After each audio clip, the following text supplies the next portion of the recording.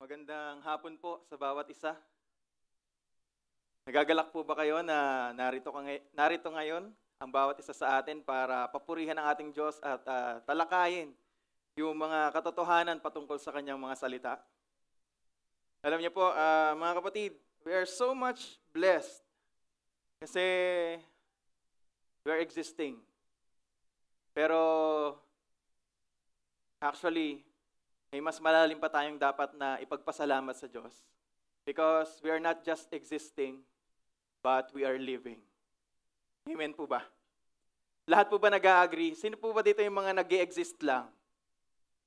Sino po ba dito yung living talaga? Amen. Hallelujah. Sabi nga, mga kapatid, meron ako napanood na video. At sabi doon, kung bibigyan kita ng 10 milyon, kukunin mo ba? Kayo, mga kapatid, anong sagot ninyo? Kung bibigyan kayo ng 10 milyon, kukunin nyo ba?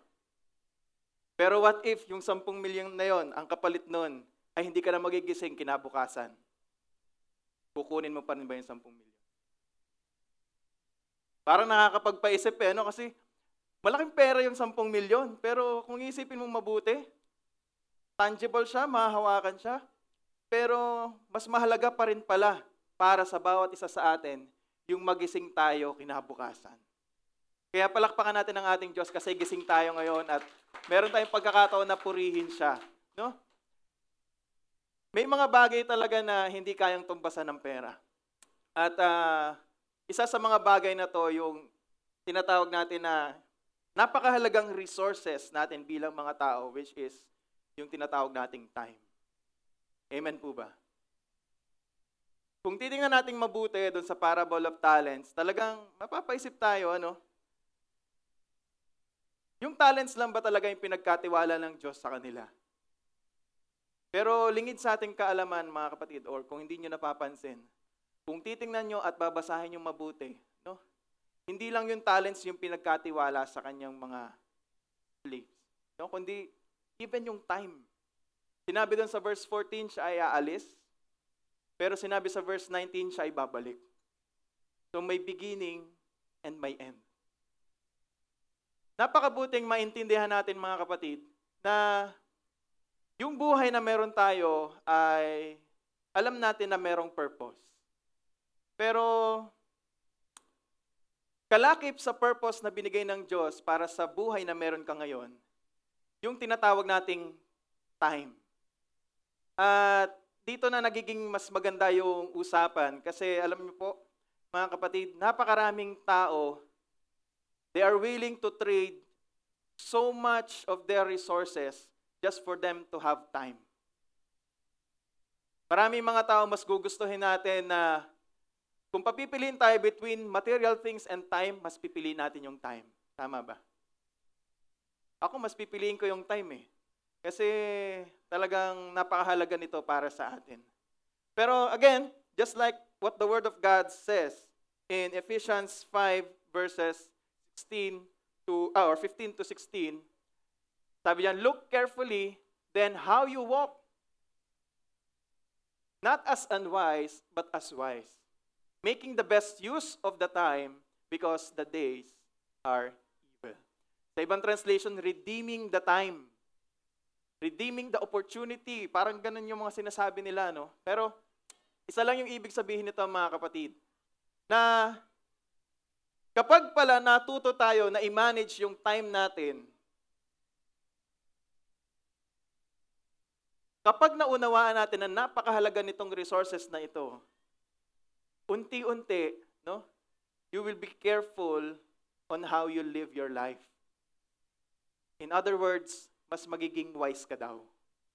Tama po ba? Mamaya tatalakayin natin bakit nga ba ganun yung nangyayari. Pero again, to give you a context, during the time of Paul, sinulatan niya yung church in Ephesus. Kasi during that time, the early church in Ephesus were facing persecution and moral decay. At it's because of the Roman Empire, And the Apostle Paul, who, syempre, authored Ephesians, is giving a warning to the church Bakit po? Kasi sinasabi niya na meron tayong spiritual warfare na kinakaharap. The world is decaying. It's because of sin. No? So, sinasabi dyan that the evil nature of the days gives highlight dun sa tinatawag natin na urgency. Sabi niyo nga po, urgency. Urgency. So, merong urgency para sa mga Kristiyano na mamuhay ng wise and righteously. Not just wise, but righteously. No? So, Paul is giving a warning to the church in Ephesus, para mamuhay sila ng wise at righteous. At talagang manatili sila doon sa klase ng pamumuhay na nakakalugod sa Diyos. So, as we said, the church in Ephesus was facing persecution and moral decay na nagiging dahilan kung bakit they are straying away from the faith. So, nakikita natin mga kapatid, na dito pa lang hina-highlight na sa bawat isa sa atin, just like the church in Ephesus, that God has redemptive plan. At involved dito yung mga tao. But during this time, it's been highlighted na hindi lang yung tao yung nire-redeem. Kundi tayo mga niredeem ng Diyos, we are being called to redeem the time. Alam natin na yung mundo ay puno ng kasamaan, puno ng kasalanan. Pero this time, sabi sa atin ng ating Diyos through Paul, papunta sa mga taga-Epeso, na kailangan merong magbago. We should not live just like our own ways na makasalanan, kundi magkaroon tayo ng sense of urgency na mamuhay ng may kabanalan at sangayon sa salita ng Diyos, dahil ang buhay na meron tayo ngayon, or yung oras, yung opportunity na meron tayo ngayon, ay hindi panghabang panahon, kundi meron itong wakas. So, nakikita natin mga kapatid na napaka-importante pala talaga ng oras. Napaka-importante ng time. Ngayon, tatanungin ko kayo, kung i-convert natin yung seconds, every second, na meron tayo within one day into peso. Tapos sasabihin sa'yo ni God na willing akong i-deposit sa account mo yung tinatawag natin na 86,400 pesos, nakatumbas ng 86,400 seconds na meron ka sa isang araw, pero kailangan mo tong gamitin within 24 hours. Now, kung bigyan ka ng pagkakataon ni Lord na mag-deposit siya sa'yo ng ganong kalaking halaga, paano mo to gagastusin? Saan mo to gagamitin? Naisip niyo na ba? Kung yung bawat segundo ay i-convert into peso, sa tingin mo, within 24 hours, saan mo kaya ito gagamitin? Saan mo ito i-spend?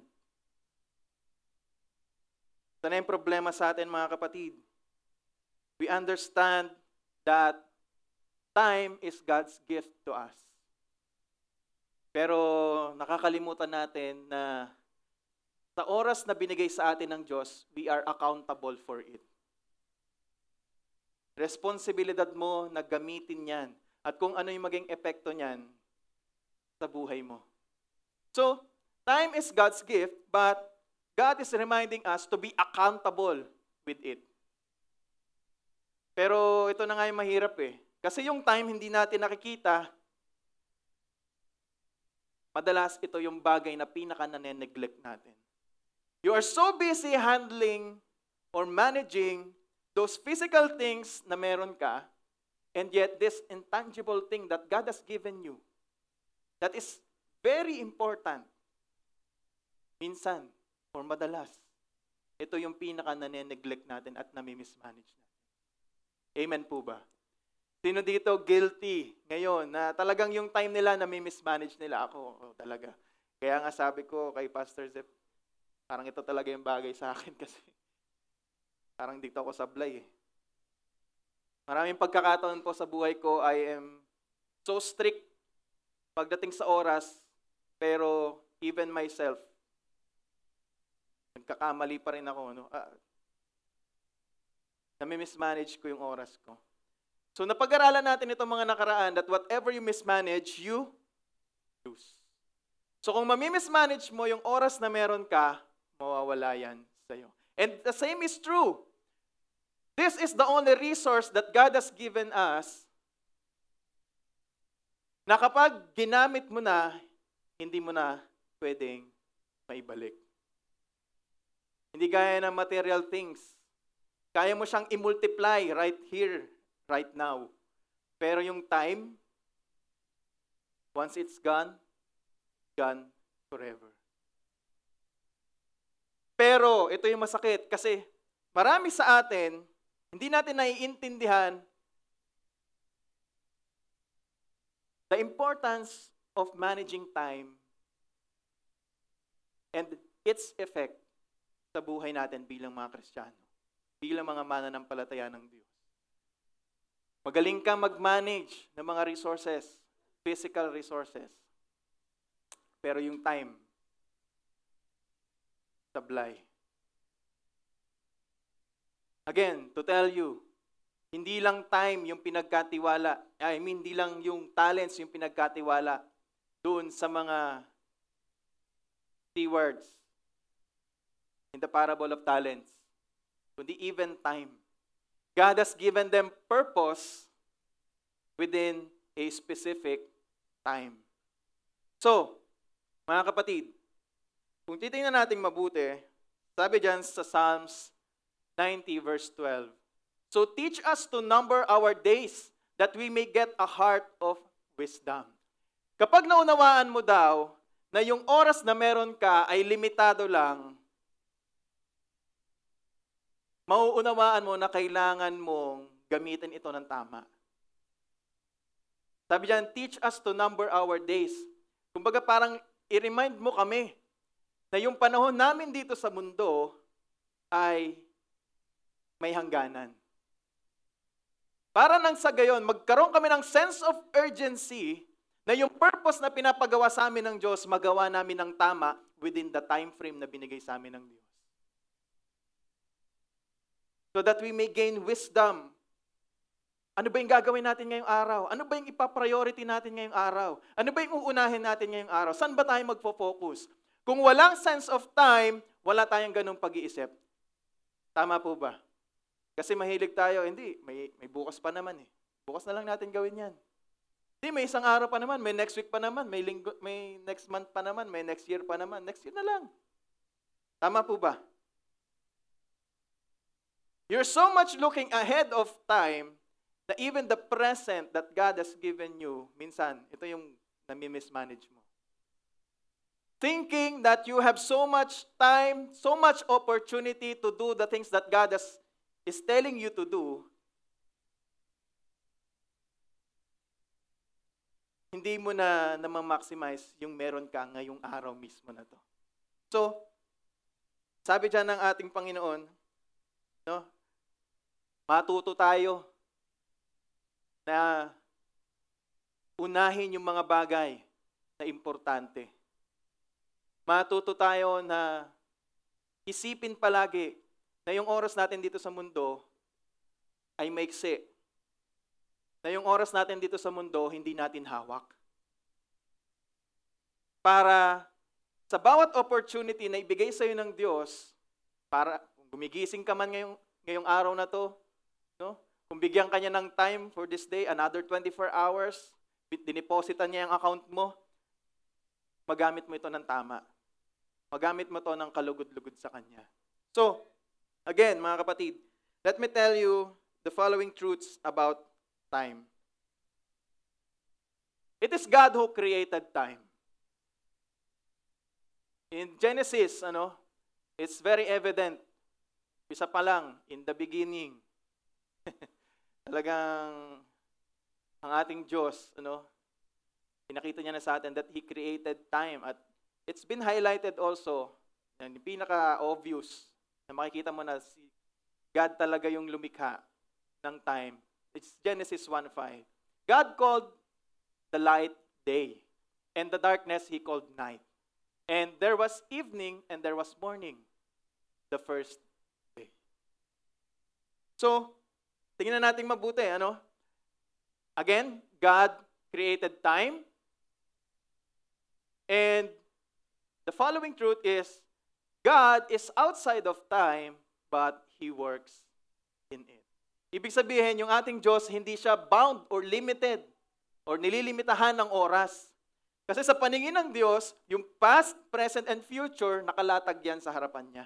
Hindi gaya natin na yung present lang yung nakikita natin ngayon at yung past, it's hidden behind us, and the future is so much ahead of us na hindi natin matanaw.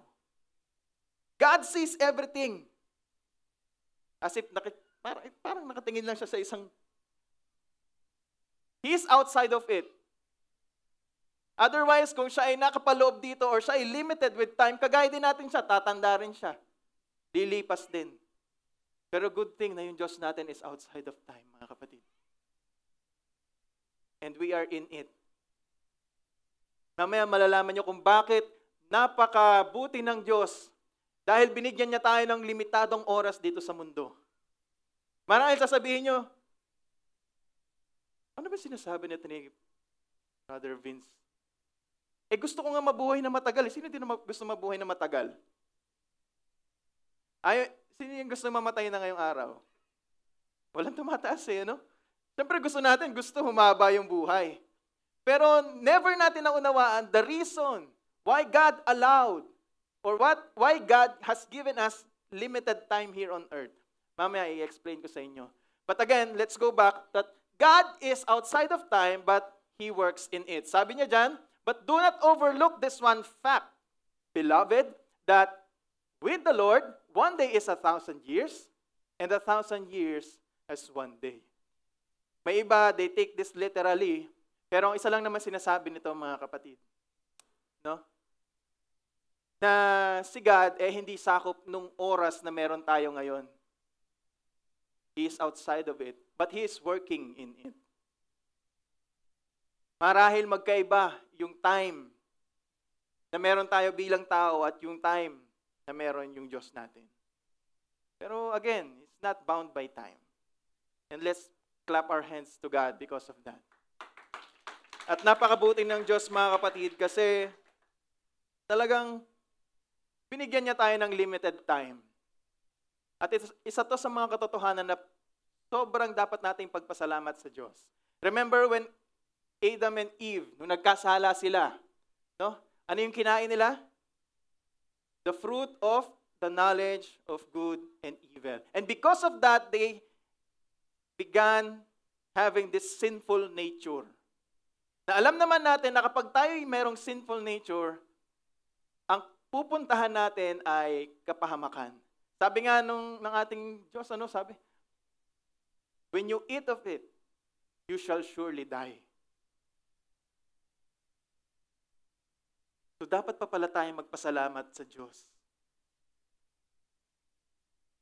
Alam niyo po kung bakit? Kasi kung hinayaan niya na kainin din nila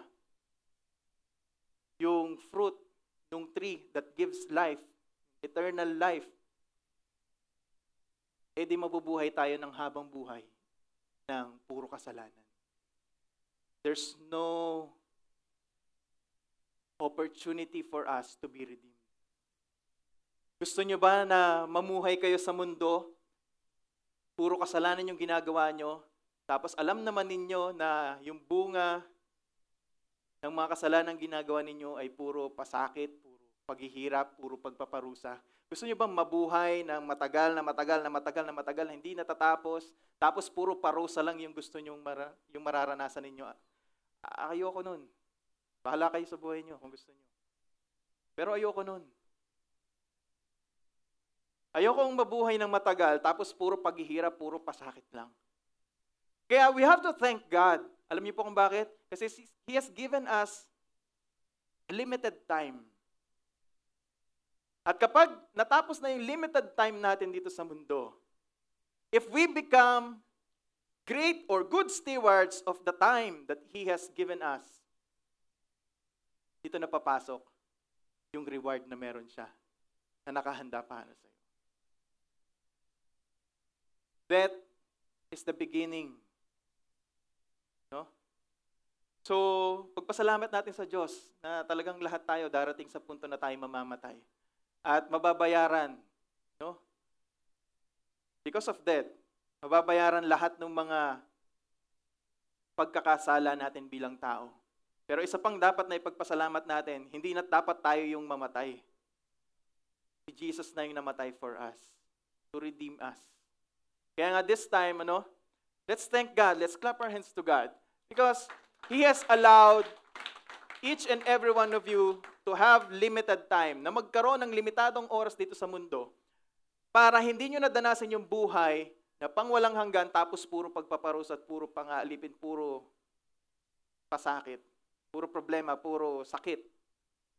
But He is giving you a chance to live a life eternally free from all those things. May kagalakan, may kasiyahan, incorruptible. Wala nang hirap, wala nang sakit, wala nang kasalanan. So, these are the following truths about time. So sabi nga dyan sa James 4:14, "Yet you do not know what tomorrow will bring. What is your life? For you are a mist that appears for a little time and then vanishes." Nasabi sa atin mga kapatid na yung buhay natin maiksi lang. At hindi natin to hawak. Yung oras na meron tayo ngayon, yung opportunities na meron tayo ngayon, it's not unlimited. Kaya nga, when we understand these things, we will have this sense of urgency to do the important things, to do what God wants us to do. So, let's talk about stewardship of time. We understand that all things belongs to God. And kasama dun yung oras mo. Hindi exempted yung oras mo sa pag-aari ng Diyos. So huwag mong isipin na yung oras mo, yung buhay mo, yung nalalabing oras dyan sa buhay mo, ay para sa'yo. Yan ay para sa Diyos. Yan ay Kanya. Hindi sa'yo. Hindi akin, hindi kanila, kundi sa Kanya. So, tingnan natin mga kapatid. 1 Corinthians 4:2, pinagkatiwalaan tayo ng ating Diyos. Sabi niya, "And now it is required that those who have been given a trust must prove faithful." For most, tinitingnan nila ito, ginagamit nila ito for the material things. But again, all things belongs to God. So this is also applicable to your time. After all, kung babasahin nyo nga ulit yung Parable of Talents, kasama dun sa pinagkatiwala sa kanila yung oras. No? So, tingnan natin mga kapatid. Pangalawa is, stewardship of time is never optional. Kaya kung namumuhay ka na happy-go-lucky ka, tipong mas marami pa yung idle time mo kesa dun sa time na nagiging productive ka, you are living or you are becoming not a steward of time because you are dealing with time optionally. Ibig sabihin, walang purpose. Ang problema, kapag namuhay tayo na parang wala tayong purpose, wala ka talagang gagawin. So, we are being reminded that our time should not be spent optionally, but intentionally. Sabihin mo nga, intentionally. Intentionally. Ibig sabihin talagang ipupush mo na magamit mo yung oras mo sa mga bagay na may katuturan. Sa mga bagay na hindi temporary. Sa mga bagay na alam mong maglalast. So, again mga kapatid, to tell you, evaluate mo yung sarili mo. If you are spending your time without purpose, then your time is wasted. Vice versa. Kung pinupursue mo yung purpose na binigay sa'yo ng Diyos, pero wala kang sense of urgency, wala kang time frame, wasted pa rin yan. You need to spend your time with purpose. That's the only time that you will become fruitful. Imagine kung itong mga alipin na pinagkatiwalaan ng 5 at pinagkatiwalaan ng 2, ang utos sa kanila, palaguin. Grow. Naintindihan nila yung ginagawa nila to grow it. Pinopursue nila yon, yung purpose nila, yung sinabi ng master nila na gawin nila. Pero hindi nila nagawa until such time na bumalik yung Diyos or bumalik yung master. Kasi yung master dun, it's about. So, bumalik yung master nila, natapos na yung time, yung limited time na binigay sa kanilang master to accomplish their purpose. Do you think sasabihin ng master, good? Mabuting katiwala. Would he be happy? Kung madatnan niya, na kahit na ginagawa naman nila yung sinabi niya, pero hindi nila nagawa sa tamang panahon, ikaw bilang master, matutuwa ka ba sa mga alipin mo? Hindi. Because it's the same. If you spend your time without purpose, and you pursue your purpose without the limits of time, parehas wasted lang yan. Kaya makikita nyo, kinommend sila ng master because they have spent their time doing the purpose na binigay sa kanila ng master. At imagine nyo, kung ano nangyari dun sa isa. Yun yung ginawa niya eh. He spent time without purpose. Pinalipas niya lang yung oras na pag-alis ng master niya hanggang pagbalik, tapos, di niya ginawa yung sinabi ng master na gawin niya. So yung first one is, yung binigyan ng isa, kung yung pangalawa, yung binigyan ng 2 at binigyan ng 5, ay hindi nila nagawa sa takdang panahon or sa isinet na time ng kanilang master, yung pinapagawa sa kanila, most probably papasok sila dito sa pangalawa. Yung purpose, pursued outside of time wasted. Pero good thing, because they have understood their assignment and they have understood that there is a deadline sa kanilang assignment. So tayo bilang mga Kristiyano, kailangan natin maintindihan. May assignment ka, pero alalahanin mo rin, may deadline yung assignment mo. After all, kung late ka magpasa sa mga students natin, pag late kayo nagpasa sa teacher ninyo, ng assignment ninyo, tinatanggap pa ba? Natutuwa ba sila? Hindi. So you need to spend your time with purpose. And that's the only time you will become fruitful. So again, palakpakan natin ang ating Panginoon. No? Because of time, we have this sense of urgency na alam natin na darating yung panahon na ang bawat isa sa atin ay magsusulit sa harap ng ating Diyos. So sabi nga sa Romans 14:12, so then, each of us will give an account of himself to God. Hindi ako yung magbibigay ng account kay JM, kay King, sa harapan ng Diyos, kundi personally, each and every one of us. Isusulit ko sa Diyos, yung sa akin. Yung sa inyo, kayo yung magsusulit niyan. Same with the parable of talents. No? And ito na yung maganda kasi magiging wise ka na eh. Alam mo na darating deadline. Alam mo na merong expectation sa'yo, yung master mo. So, gagawa ka pa ba ng mga bagay na hindi sang-ayon dun sa expectations ng master mo? Hindi eh. Magpo-focus ka sa kung ano yung dapat mong gawin. Ano yung pinaka-importanting gawin mo para sa oras na binigay sa'yo ng master mo. So, again, mga kapatid, let's talk about redeeming the time. Sabi dyan, redeeming or buying back or making the most of something valuable.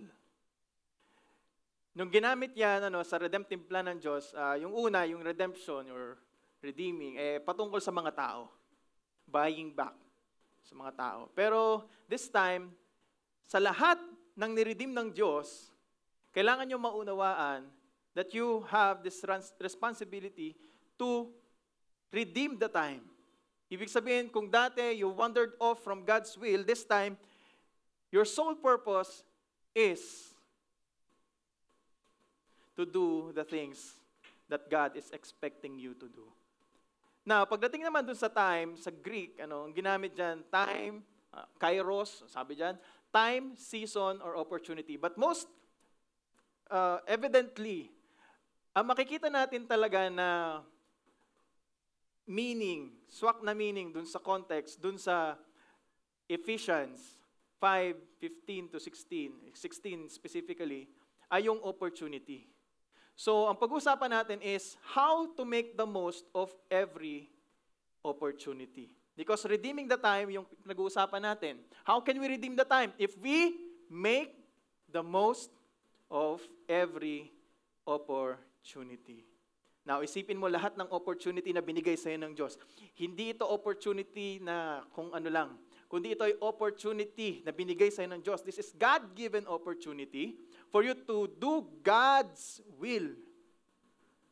For you to obey what God has commanded you to do. Yung purpose na binigay sa'yo ng Diyos. Yung time na meron ka is your opportunity to do what God wants to be done through you.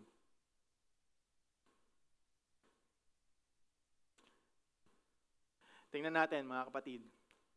How did Jesus Christ set an example for us? Mark 1:35.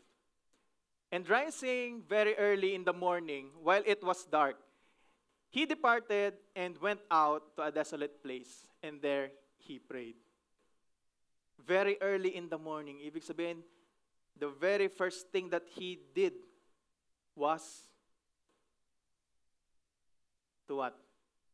To pray. To ask God the Father. To commune with Him. So, how can we redeem the time? How can we make the most, sabi dyan, out of every opportunity? How many of us guilty tayo na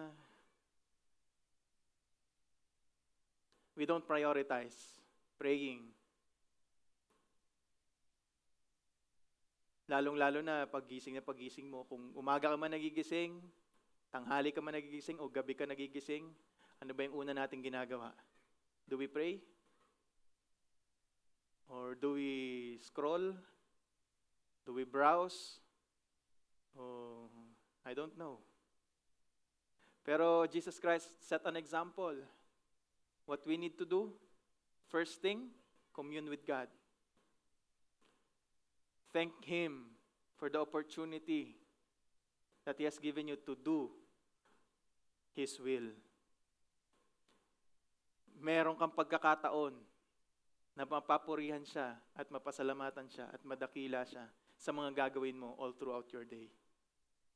So, tinatanong ko kayo kanina, kung ginawa ni Jesus Christ or ginawa ni God na mag-deposit sa inyo ng 86,400 pesos, katumbas ng 86,400 seconds na meron kayo sa buhay ninyo.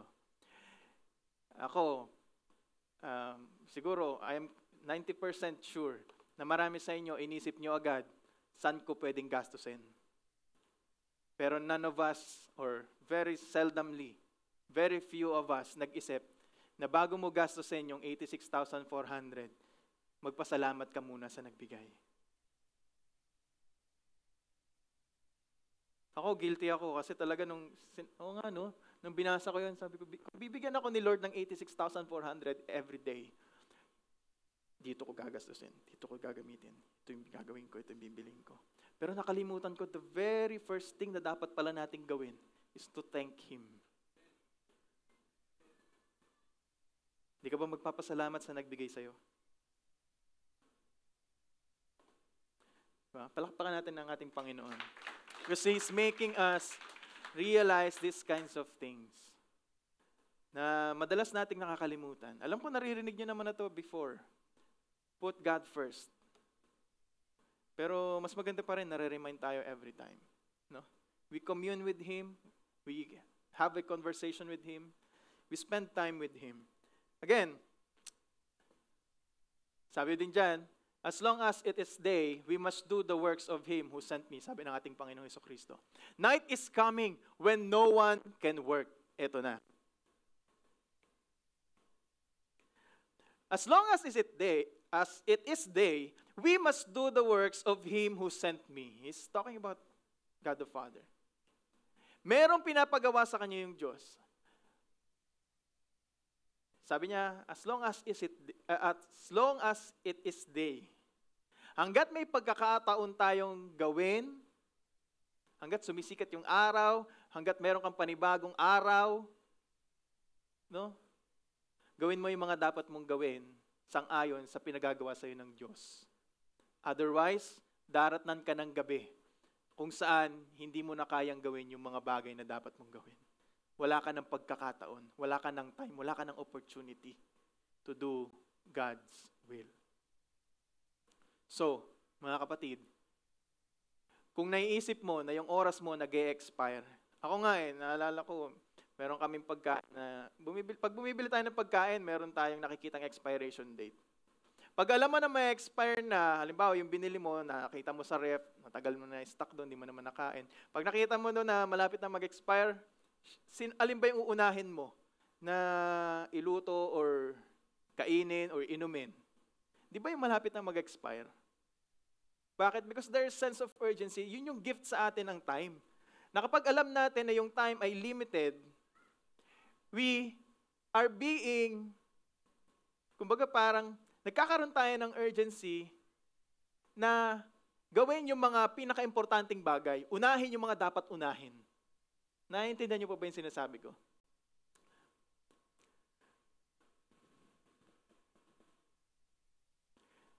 Sa mga fast food, ang alam ko, meron sila first in, first out. Tama ba, Sir Ren? Kung ano yung unang pumasok, yun yung unang ilabas. Bakit, sir? Kasi mga perishable to eh. Tama po ba? Ibig sabihin may expiration. So, ito yung dapat mong i-priority. Kasi alam mo na mawawalan na yung time na available para magamit mo ito kung hindi mo pa i-grab yung opportunity na meron ka ngayon. So, yun lang yung sinasabi dito, mga kapatid. Sundin natin yung ating Diyos, gawin natin kung ano yung gusto niya, dahil darating ang pagkakataon na kahit gustuhin mong sumunod sa Kanya, pero dahil wala ka ng time, hindi mo na kayang gawin. At huli na yung lahat para sa iyo. So, let's have a change of perspective. We all have limited time here on earth. But you can use that limited time for you to have eternal time. This is how we manage our time. This is how we grow our time. Yung iba, material things, kapag ginrow mo yan, ang nangyayari, right here and then, bumabalik sa'yo. Nagmumultiply. Pero yung time po, kapag ginamit mo to properly, hindi man yan agad bumalik sa'yo. Pero kapag bumalik yan sa'yo, eternal yan. So, bigyan natin ng importansya yung sinabi sa Matthew 6:33. Sabi dyan, seek first the kingdom of God and His righteousness, and all these things will be added to you. Seek first. First meaning, ito yung pinakadapat na on top of your priority. How will you have eternal time? How will you have eternal reward for spending your time? If you spend your time seeking first the kingdom of God and His righteousness. If you learn how to invest your time to the eternal, not in the temporary. Ito yung mahirap sa atin, mga kapatid. That's why we keep on mismanaging our time because we don't know our priority. Kaya mo na mismanage yung oras mo kasi hindi mo alam kung ano ba yung pinakamahalagang bagay na dapat mong unahin. Tama po ba? Sa dami ng gusto mong unahin, sa dami ng dapat mong gawin, nalilito ka na. Jumble mo na. Minsan, yung mga hindi importante, yun yung inuuna mo. Tapos kung ano yung importante, yun yung nahuhuli mo. Mami-mismanage mo talaga. I remember the example. Sa isang garapon. Pag naglagay ka dyan ng buhangin agad, and small pebbles, pag naglagay ka ng malalaking bato dyan, hindi mo na mapupuno. Hindi mo na ma-maximize yung space. Talagang hindi mo na mapagkakasya. Pero kapag nilagay mo dyan yung malalaking bato, no? Hanggang sa maliit, hanggang sa palit ng palit, hanggang sa buhangin, mapapansin mo, yung hindi mo napagkasya nung una, napagkasya mo na ngayon. Bakit? Kasi you understood ano ba yung mga bagay na dapat mong unahin. What are those things that are really important? Ito na yung mahirap sa atin kasi yung unimportant, ginagawa nating important. Tapos yung important, ginagawa nating unimportant. Nababaligtad natin. Pero God is telling us, we should learn as believers, as followers of Christ, to learn how to prioritize. Kasi ito yung sira talaga tayo Hindi tayo marunong mag-prioritize. Sabi ng Diyos sa atin, seek first the kingdom of God and His righteousness. And all these things will be added unto you. All of your needs, don't chase them.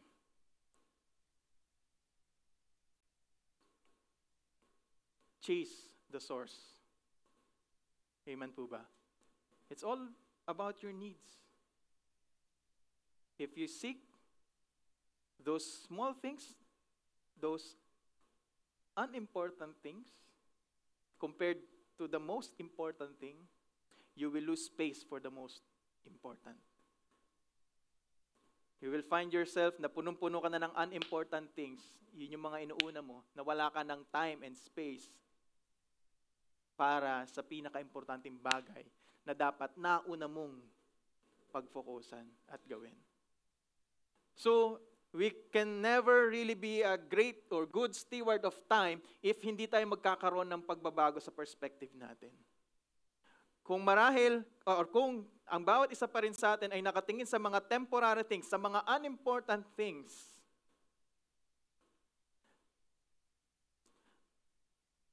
you will never be a good steward of time. Kaya for you to be a good steward, learn how to prioritize. Good stewards of time knows how to prioritize. Because they understood na yung time na meron sila para gawin yung mga priorities nila ay maiksi. Kaya pagkakasyahin nila yon. Uunahin nila yung pinakamahalaga, isusunod nila yung mga sunod na mas mahalaga, at yung less na mas mahalaga. Kailangan may ranking ka. Ang problema, ano yung nasa ranking mo ngayon? Number 1 mo ba yung kingdom ni God at yung righteousness? Or number 1 mo yung needs mo? So again, God is reminding us to seek first His kingdom.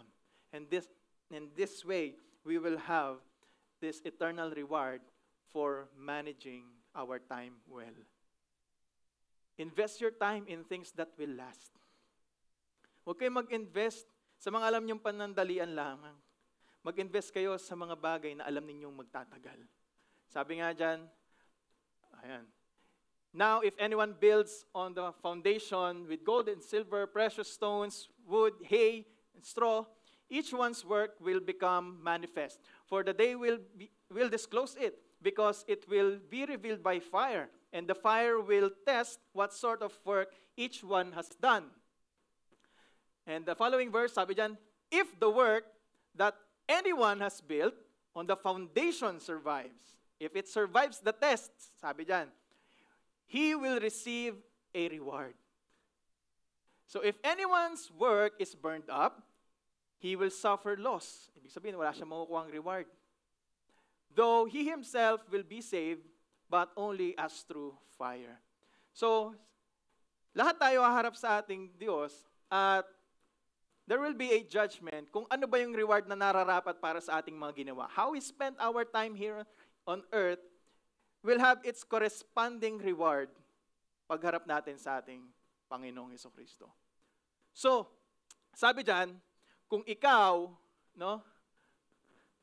Yan. Kung yung mga ginawa mo ay dumaan doon sa testing, no?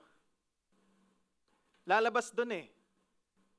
Kung yung mga bagay na pinaggamitan mo ng oras mo ay sang-ayon or ibinild mo sang-ayon doon sa foundation which is Christ, sa gusto niya. No, sabi diyan, magsusurvive yun. At most definitely, you will have a reward. So, ang sabi sa atin, we must become a wise builder. No? Gumawa tayo sa alam natin na matibay na pundasyon. Otherwise, hindi ka naman gagawa ng bahay sa buhanginan. Gagawa ka ng bahay sa talagang matibay yung pundasyon. Para dumating man yung unos, dumating man yung bagyo, dumating man yung pagsubok, i-test man yun, no? Alam mo na mag-i-stand yun. Why? Because it is built on the solid foundation.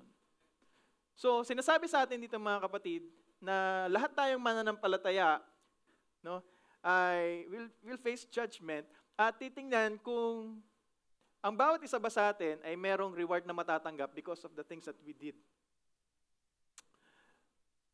Now, ang nakakalungkot dito, if anyone's work is burnt up, he will suffer loss.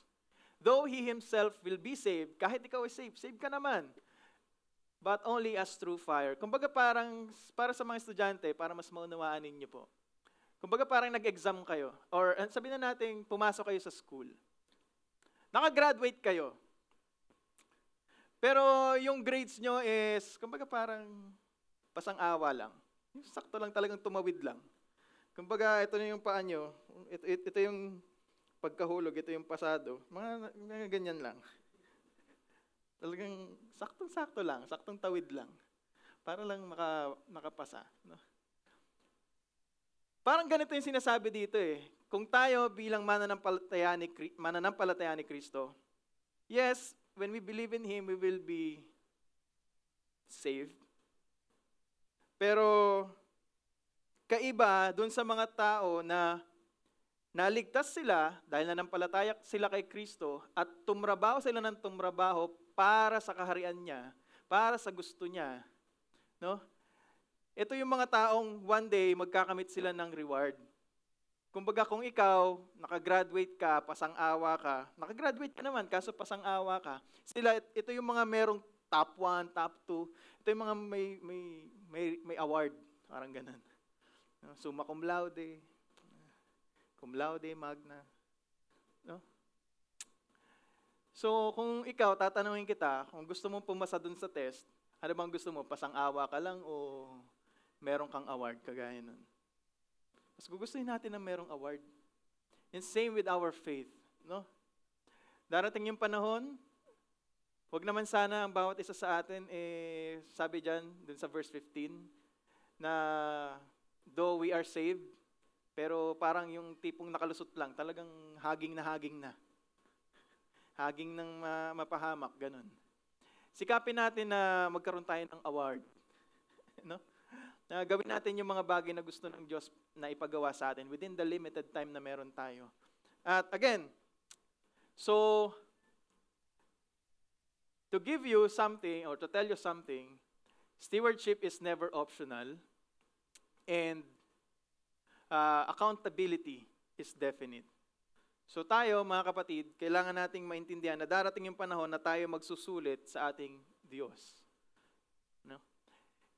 And this is one thing that we need to, ito yung talagang gustong-gusto kong, alam ko, isang beses ko ito napakinggan, pero I really appreciate kung ano yung tinutumbok nung quote na to. Sabi diyan, you only have one life and it will soon be past. And only what's done for Christ will last. So, if we have this change of perspective, na dati nakafocus tayo dun sa mga bagay na temporary, but this time we focus on the eternal things. For us to understand the eternal things, those things that will last, these are the things that are done for Christ. So lahat ng ginagawa nyo para kay Kristo, hindi sayang. Lahat ng ginagawa nyo para kay Kristo ay walang kalugihan. Amen po ba, mga kapatid? So kahit na maubos yung oras ninyo sa paggawa ng mga bagay na para kay Kristo, hindi kayo lugi. Hindi sayang. Because sabi nga sa salita ng Diyos, our labor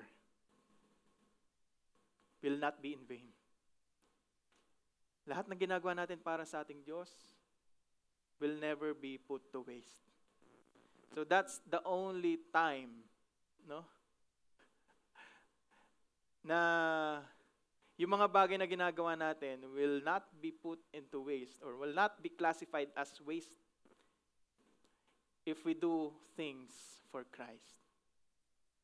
So, tingnan niyo yung mga ginagawa niyo, evaluate niyo yung mga ginagawa niyo. Are these things that I am doing, am I doing this for Christ? Or am I doing this for crush? I don't know. Baka para kay crush mo ginagawa. Again, Christ, hindi crush. Only things or only what's done for Christ will last. Palakpakan natin ang ating Diyos. Malapit na po akong matapos. Malapit na. Sabi dyan, common time traps. So ito yung mga bagay na kadalasan humahad lang sa atin para ma-spend natin yung time natin according to God's plan. For us to become good stewards of time na pinagkatiwala sa atin ng ating Diyos. Ito yung mga kadalasan nagiging struggle natin. Number 1, distraction. Kasi nga, nagmi-mix na yung priority mo. Akala mo yung less na dapat may priority, yun yung ginagawa mong main priority. No? Procrastination. Bukas na lang, mamaya na lang. Yung mga dapat mong i-prioritize ngayon, pinagpapabukas mo, pinagpapamamaya mo pa. Huwag po kayo mag-alala, lahat tayo tinatamaan dito. That's why it's masakit din to, mababaon din talaga. Lalo na to, mga kapatid. Marami sa atin, we always say that, busy tayo, busy ako. Pero, is your business with a purpose? Are you busy with God's purpose or are you busy just with any other purpose? Sabi nga not all good things are God things. Hindi lahat ng ginagawa mo na maganda, ito na yung mga tama na mga bagay na gustong ipagawa sa iyo ng Diyos. So you need to distinguish between the two. Alin ba dito yung God things? Alin ba dito yung mga purpose ni Lord sa akin? Alam ko hindi niya ako hahayaan na maging busy sa mga bagay na hindi naman magbibigay ng kaluwalhatian para sa Kanya. So, again, masakit to, mga kapatid, pero I hope we realize something. I hope the Holy Spirit gives us this kind of conviction na, nga, ganito ako, so I need to change something in my life. Again, we can never be great or good stewards of time if there will be no shift in our perspective. Pag walang nagbago sa ating isipan, pag walang nagbago sa ating mga puso, sa motives natin, bakit natin ginagawa yung mga bagay patungkol sa ating oras, with our time, we can never be great or good stewards of it. So we need to accept na meron tayong maling nagagawa patungkol sa ating oras for we to be able to learn from it and to be able to prioritize the things, the most important things that God wants us to prioritize. It's a matter of replacing your habits, no? And your motives in everything. So again, if you submit your time schedule to God ngayong araw, or sabihin na natin for tomorrow, tingin mo ba i-approve niya yung schedule mo?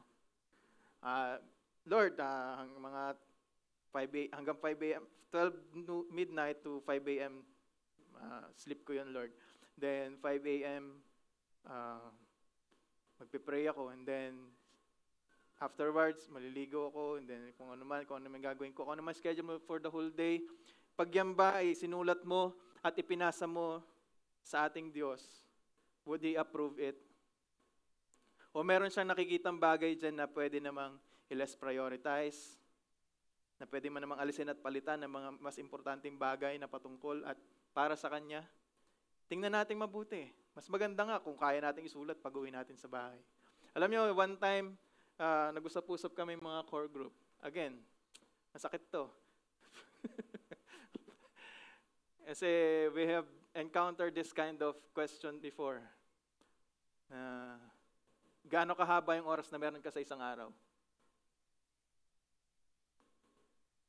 Gaano kahaba yung oras na ginagamit mo sa pagtulog?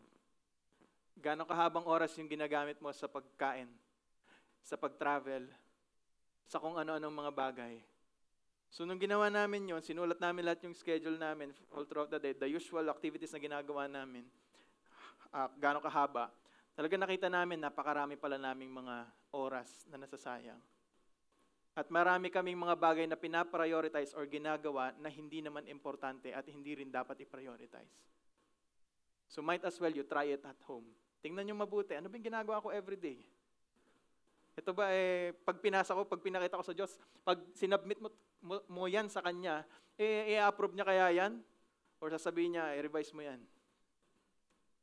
Huwag ka parang sa thesis lang, no? Pasa ka ng pasa, tapos reject na reject, revise na revise. Until such time na ma-perfect mo. But again, nothing will happen, nothing will change kung hindi mo susubukan. Kung hindi mo i-acknowledge na meron kang dapat baguhin. Well, kung na-spend mo yung time mo perfectly, well, glory to God. But if you are one of those people who acknowledge that there is something that needs improvement with how you spend your time, you are so blessed. Kasi na-realize mo na may dapat kang baguhin. And what's left to do? Baguhin mo na. Ngayon na. Wag bukas, wag mamaya. Ngayon mismo. Again, 3 bagay lang naman para mas mabilis natin na mapa-approve sa Lord, no? Yung ating mga ginagawa, yung ating pagkakaabalahan or ating pag-spend ng time. Sabi diyan, 3 ilang yan eh. Una, you need to learn how to evaluate your schedule. Yun yung sinabi ko sa inyo kanina. Pangalawa, eliminate distractions. Makikita mo na doon kung alin yung mga distractions, alin yung mga bagay that inhibits you from doing or prohibits you from doing God's will effectively and efficiently. Next is to engage in eternal work. Ibig sabihin, yung mga distractions na yun, papalitan mo ng mga gawain, ng mga priorities, sets of priorities, na will impact yung eternal aspect of time. At hindi lang yun basta papalitan. Hindi lang yun basta papalitan mo yung schedule mo. Hindi na ako maglalaro ng ganito, papalitan ko na lang ito ng pagde-devotion. Nakalagay siya sa schedule mo, pero hindi mo naman nagagawa. Engage yung sinabi dyan, ibig sabihin may application. Tama po ba mga kapatid? Can we all apply? Ito yung mahirap na tanong eh. Kaya natin i-edit eh, yung schedule natin eh. Pero yung pag-apply na, patay na. GG. Pwede ba next time na lang? Ito yung mahirap sa part natin eh. Pag naandun na, alam mo na yung dapat mong gawin, sinet mo na yung sarili mo na gagawin mo, pero pag nandun ka na, kaharap mo na, mamaya na kaya muna. Next time na lang kaya. Ako, guilty ako dito eh. Pero again, if you learn how to prioritize things, again, seek first the kingdom of God and His righteousness. And all these things will be added unto you. If you learn how to prioritize God's kingdom, kung siya yung pinaka-importante para sa'yo, hindi ka mahihirapang unahin siya sa lahat ng bagay na ginagawa mo. Hindi ka mahihirapang maging fruitful sa lahat ng ginagawa mo. Because again, our time is limited. If we don't prioritize the most important things right now, there will be soon no more time for you to prioritize those things. Because your time expires. If you don't invest it in the eternal, wala ka ng chance para ipagpatuloy yung mga ginawa mo in the temporary. Ang maganda, if you understood that even with the temporary time that you have this chance to do the eternal things. When God has given you that eternity, you will have the chance to continue all of that. So, mga kapatid, we need to learn how to prioritize and invest our time towards eternal things. Ito lang yon, susi mga kapatid. Kapag natutunan nyo kung ano yung dapat nyong unahin at kung saan nyo i-invest yung oras ninyo, that's the time then that you will become good stewards of the time na pinagkatiwala sa inyo, sa bawat isa sa atin, ng ating Diyos. Set your hearts on the things that are above.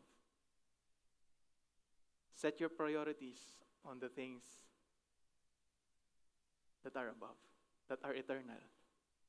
Invest it in all of those things. And this time, surely rewards will be waiting for each and every one of us.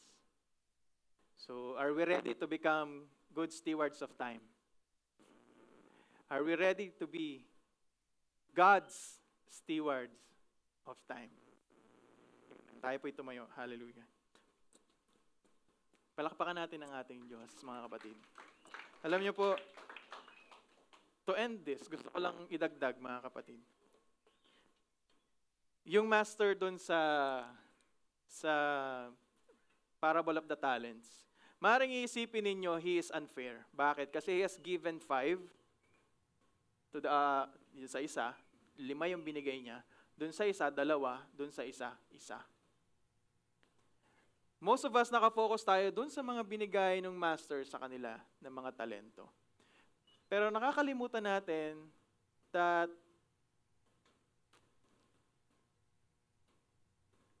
equally, binigyan sila ng master ng time. Pare-parehas na time. For them to accomplish the purpose na binigay sa kanila. The task that was given to them. Ako nga nun, sabi ko, bakit ganun? Unfair ba siya? Kasi yung isa 5, yung isa 2, yung isa 1. Hindi naman, baka naman pwedeng tig-2 na lang, tig-3, tig-4, okay, tig-1 na lang, para talagang patas. Pero again, I am looking, or kumbaga na-mislook or na-overlook ko yung isang aspeto ng binigay ng master dun sa kanyang mga katiwala. Pare-parehas silang binigyan ng time. Pare-parehas na panahon yung pinagkatiwala sa kanila. Nang umalis yung master, sabay-sabay silang inalisan. Nung dumating yung master, sabay-sabay din silang dinatnan. Pero again, yung faith nung pinagkatiwalaan ng isa, huwag sana mangyari sa bawat isa sa atin. God has given us 24 hours a day. Kaya hindi ko talaga pwedeng sabihin na si God unfair. Kasi just like the master, He is fair sa bawat isa sa atin. 24 hours. Ako ba may 24 hours ako? Ikaw, King, meron kang 24 hours a day. 24 din ba sa'yo? Sa'yo po, JM. Sa'yo po, Paul. Sa'yo po, Ayumi. Lahat tayo 24 hours. Meron ba ditong 25? Sa planeta ka nakatira. Pero God has given us all with the equal amount of time every day. It so happens lang na marahil baka magkakaiba tayo ng task. Pero again, we have to think, meron tayong deadline.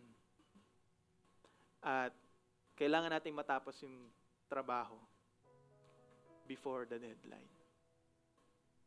Naalala ko nga, when I was working, meron daw mga Meron akong naririnig, meron din akong nababasa, meron din akong mga ah, nalaman. Sabi nila, hindi ko alam kung sa Japanese yung ganun, na parang late is late, and on time is late, and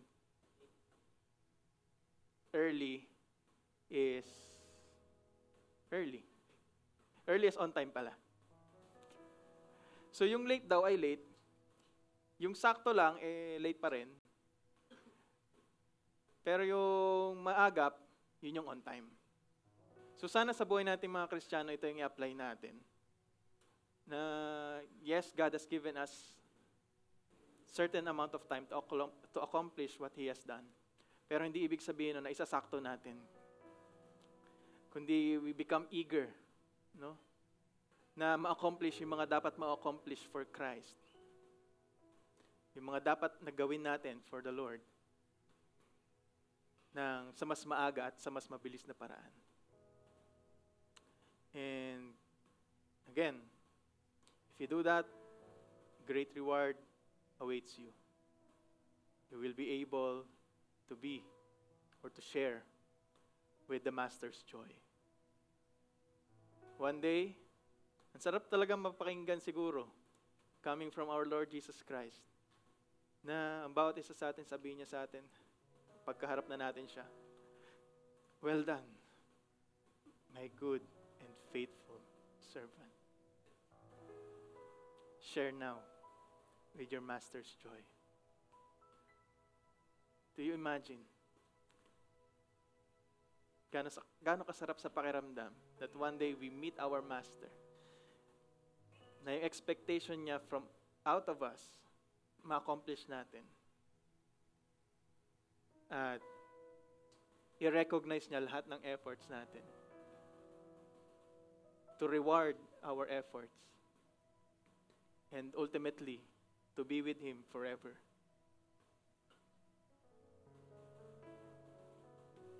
To share with His joy. To share with the inheritance that He has. Purihin ang ating Diyos, mga kapatid. Hallelujah. O mapagpala naming Ama, Diyos na dakila, Lord God, maraming salamat po dahil sa panahong ito. Tunay nga, Lord God, na napakaganda ng iyong pong nire-reveal sa amin, Lord. Maraming salamat po for giving us limited time here on earth so that we may feel this urgency, Lord, na sumunod sa iyo, gawin kung ano man yung mga pinapagawa mo, at maging productive, Lord God, with every resources that we have. For us to learn how to prioritize, Lord God, kung ano yung mga dapat namin i-prioritize. To set aside those things that doesn't matter. Those things that are temporary. And replace them with things that are eternal. Maraming salamat, Lord God, dahil patuloy mo po kaming ginagabayan. Patuloy mo kaming tinutulungan, Lord God, na maunawaan kung ano ba yung expectation mo sa bawat isa sa amin. We thank you, Lord, for always guiding us, for always protecting us, Lord God, so that we may be able to do your will